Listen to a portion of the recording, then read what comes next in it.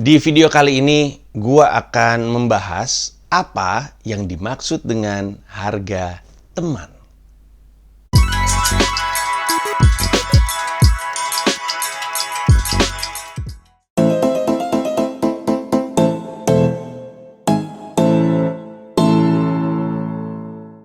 Kasusnya seperti ini.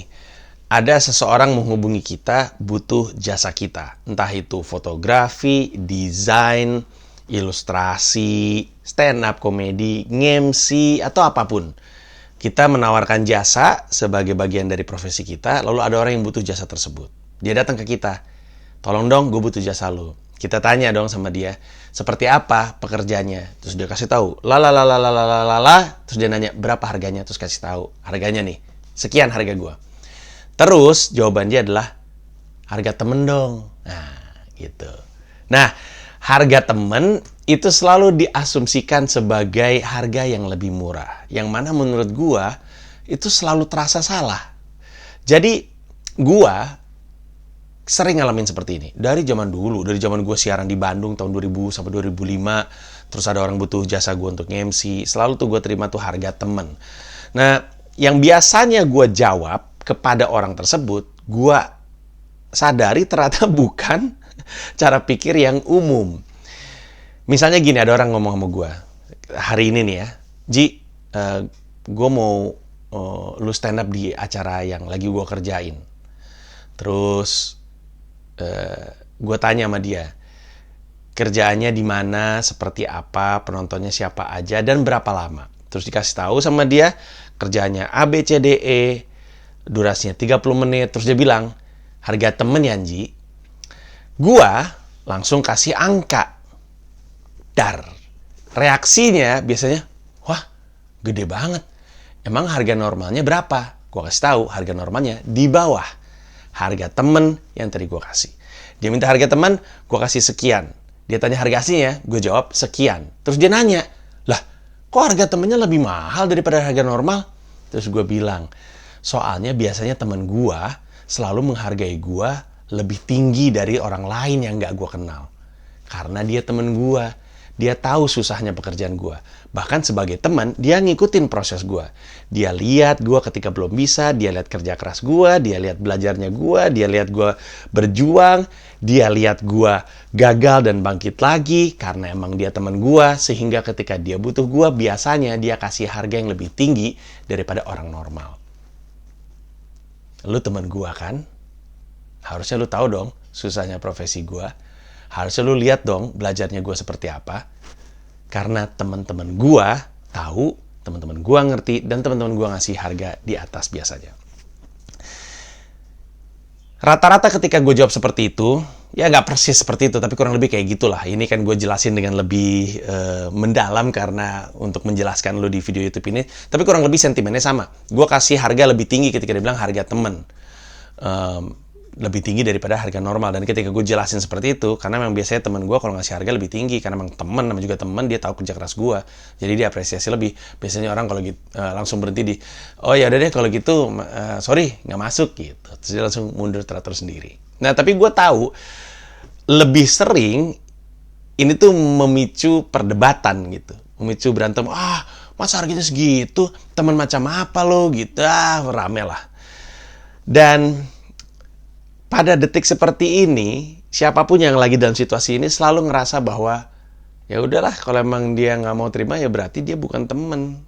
Ya mungkin kita mergokin fakta bahwa emang dia bukan teman karena dia masuk mengaku teman kan. Padahal mungkin kenal, ketemu sekali dua kali, dia minta harga teman, dia nggak ngeh. Dia saking kebiasaannya dia ngomong kayak gitu, dia nggak ngeh bahwa harga teman tuh pertama hanya boleh diminta oleh teman beneran, bukan kenalan dan orang yang cuma baru salaman.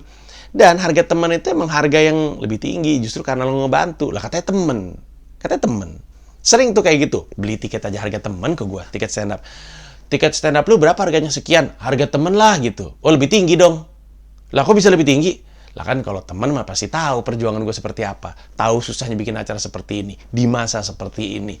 Pusingnya seperti ini. Teman-teman gue mah tahu semua. Makanya mereka biasanya boro-boro minta gratisan. Mereka bahkan pengen ngasih harga terbaik dan tertinggi gitu. Biasanya diem sendiri.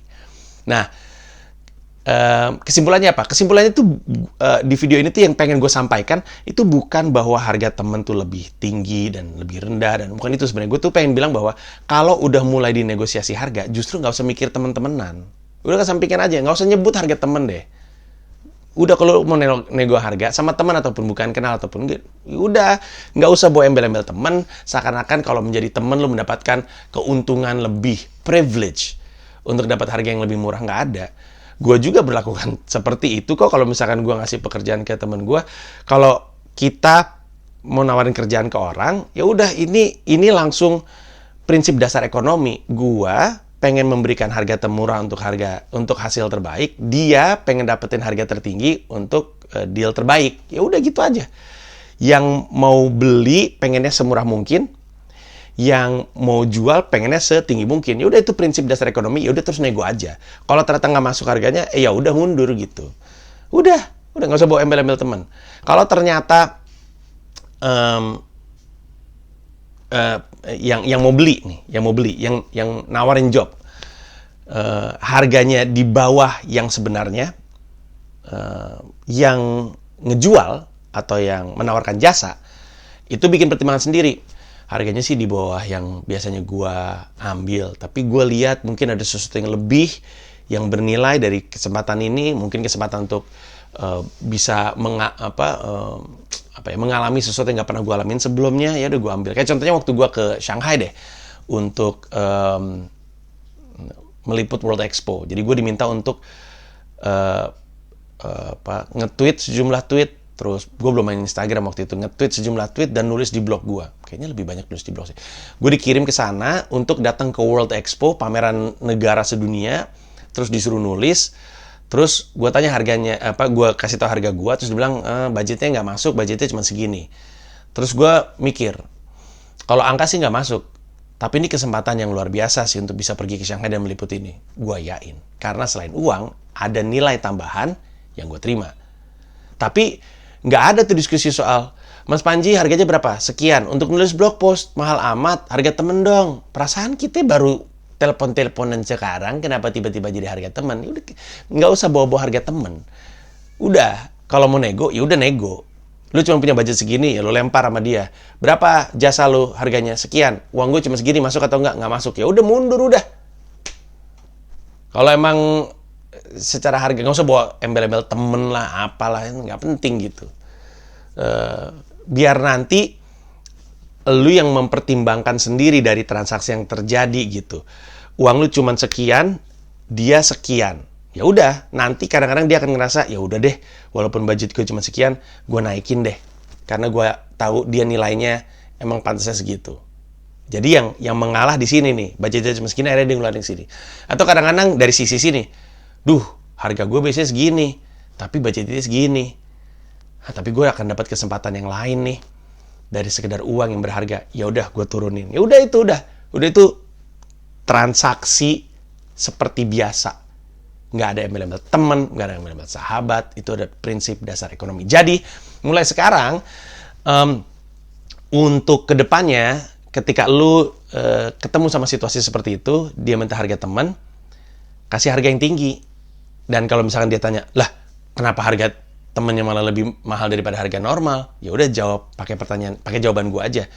Karena temen gua, sorry nih bro, atau sorry nih mbak, atau sorry nih siapa gitu namanya. Biasanya temen gue emang hargain lebih tinggi karena mereka tahu susahnya seperti apa, mereka ngelihat prosesnya, sehingga dia ketika dengar tahu bahwa secara nggak langsung lu berusaha untuk bilang, lu nggak ngikutin, lu nggak kenal gua, lu bukan teman gua. Kalau lu teman gua, lu tahu susahnya. Nah, dan ketika dia terima kayak gitu, kalau misalkan dia ternyata marah, ya udah itu bukan job untuk lu. Kalau misalkan ternyata, udahlah gua nggak mau ngasih job lagi sama lu orangnya rese, ya udah pikirin aja, inget aja di kepala lu bahwa yang punya uang tuh bukan cuma dia di dunia ini. Uang satu dunia bukan cuma punya dia, masih ada orang lain. Emang lu mau kerja sama orang yang lu gak suka seperti itu tabiatnya? Ya udah, gak usah terlalu sedih ketika lu kehilangan kesempatan dari dia. Alah, teman macam apa lu? Udah, gue gak mau berteman sama lu. Dalam hati lu bilang, ya emang lu gak pernah temen gue juga dari awal. Lu cuma ngaku temen ketika mau minta harga murah sama gue. Tapi secara umum, Kalau lu mau masukin aspek temen dalam harga, biasanya apresiasi lebih tinggi. Dan ini gue belajar dari teman-teman gue sendiri kok. Teman-teman gue kayaknya gue pernah cerita di salah satu buku gue yang How I Sold 1000 CDs in 30 Days. 30 Days. Ada di buku juga yang judulnya Indiepreneur, kalau nggak salah gue masukin situ juga. Dalam satu minggu yang sama, ada 2 orang yang mengaku teman. Dan dua-duanya perangainya beda. Satu adalah vokalis sebuah band yang lagi terkenal pada zamannya.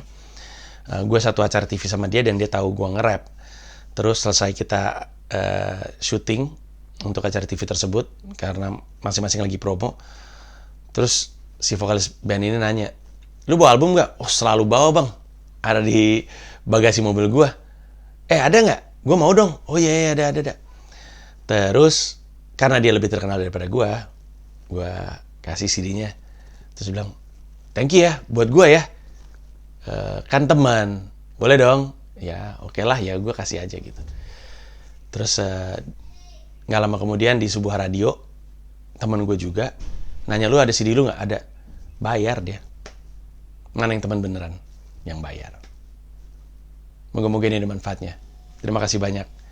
Dan semoga kita tahu bahwa ketika negosiasi, nggak usah bawa teman. Kalau mau punya harga teman, kasih yang lebih tinggi.